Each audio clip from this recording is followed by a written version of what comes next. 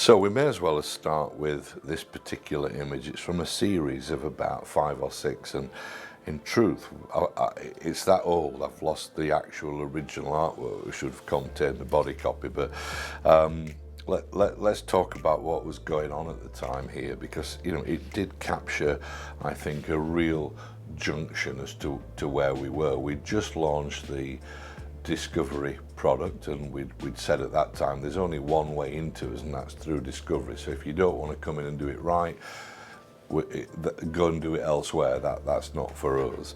And we were also at the time, I think, being questioned as to the amount of staff churn that we had, and I never mind dealing with that, because I remember at the time seeing the staff churn as a positive, because it was hard to work for us. And when I'm the guardian of that client's budget, I always used to think that if somebody just wasn't cutting it after 3 months, they got to go. So our trial period were extremely hard to pass.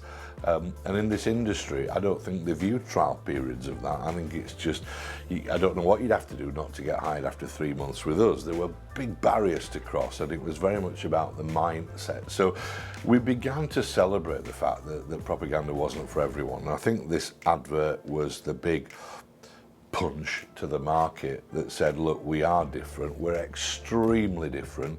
This is 15 years old. It's it's two guys in gimp masks enjoying a little bit of S&M, touching tongues. I mean, it was always going to divide opinion, but I think it was the strongest way to say, look, there is a bit of a code of conduct. This is a bit of a club. It's an exclusive club. It's not an orthodox club, and it certainly isn't a club where you're going to feel very safe working with us.